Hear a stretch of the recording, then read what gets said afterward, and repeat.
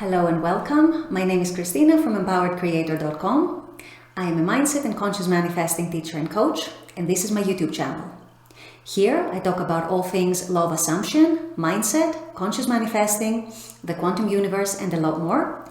And my goal is to simplify everything. So if you guys like this content and you would like to see more of it, I would love it if you would subscribe to my channel, like this video, comment on it, share it, and just stick around. Also, if you need any help with your specific situation, I offer one-on-one coaching, email coaching, small group coaching, as well as custom subliminals for whatever needs you may have. So if you're interested in any of these services, the links are below in the description box, and they're going to take you to my website. With all that being said, let's dive into today's video.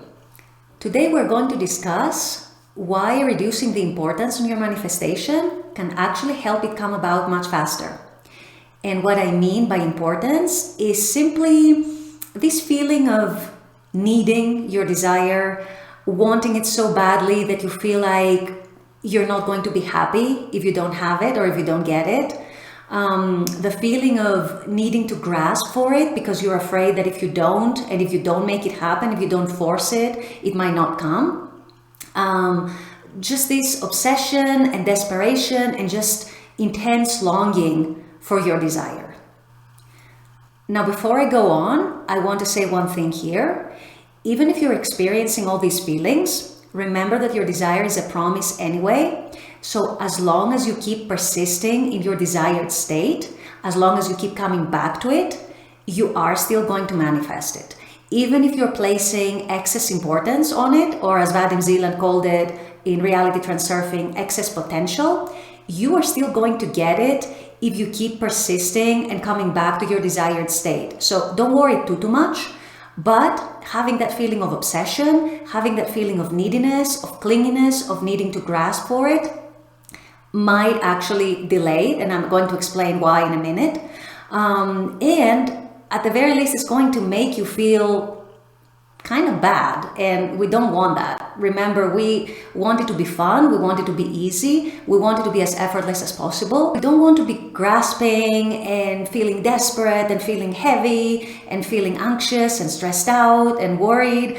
I mean, what's the point of all that? The whole point of manifesting is to actually make our life easier and happier, and to actually give us more control over our life. But we can't lose control in the process of gaining control, if that makes sense.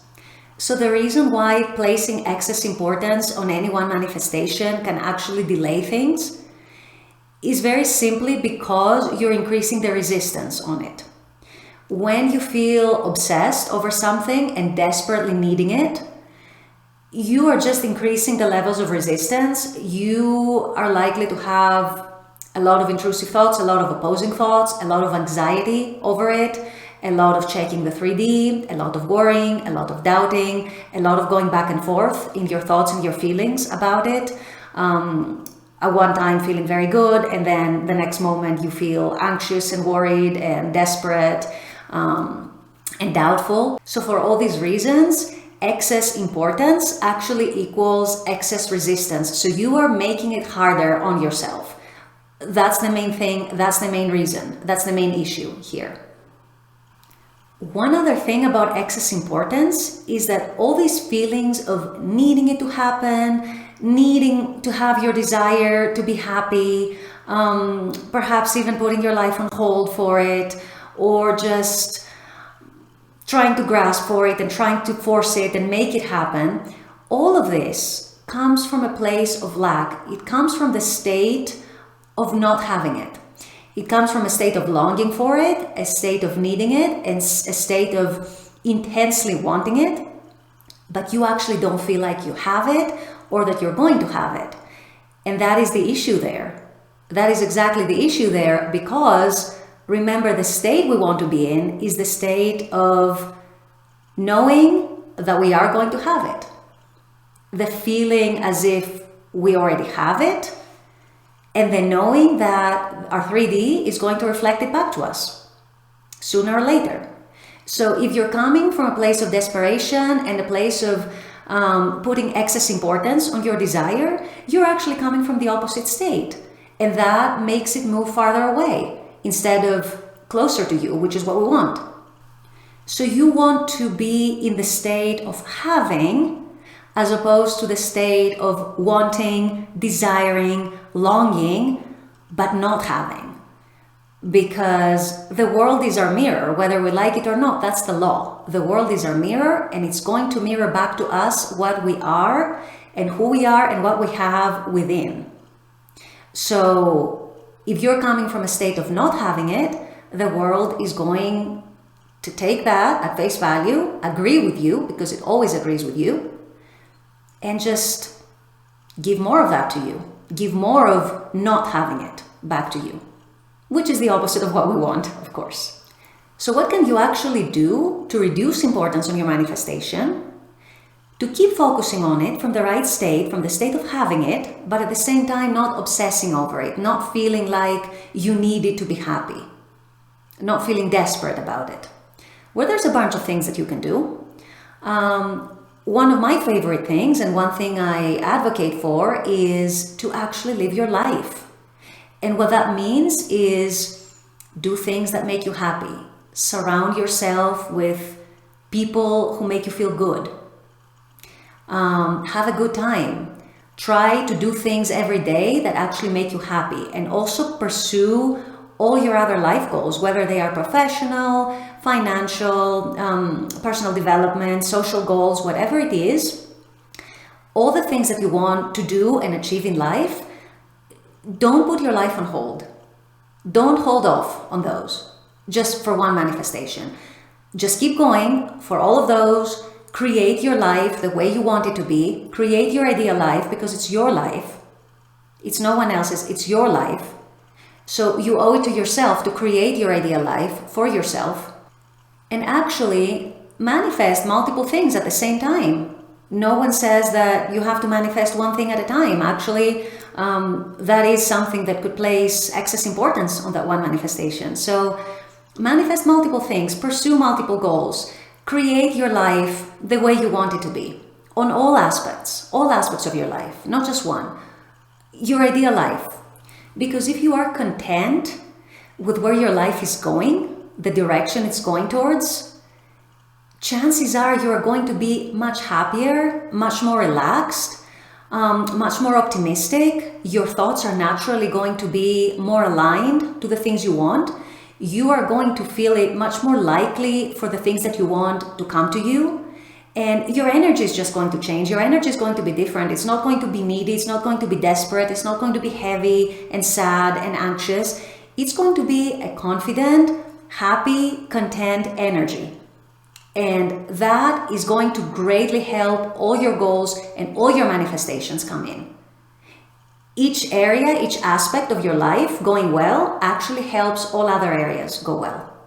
And it doesn't have to be that you are 100% happy with where you are now, but as long as you are seeing your life going in the right direction, in the direction that you want, in the direction that you have envisioned it to go towards, then that is going to give you so much motivation and so much positive energy within. And let me tell you, it's going to change your internal state just automatically, and you're going to find it much easier to imagine favorably and positively about all your desires and all your manifestations. So trust me on this one. Now also, you can use the law as your anchor to believe and cultivate and build that inner confidence and that inner knowing that what you want, what you're manifesting, is coming to you no matter what. As long as you keep coming back to the right state of mind, to the right state of being, it's going to come to you. Sooner or later, it's going to manifest.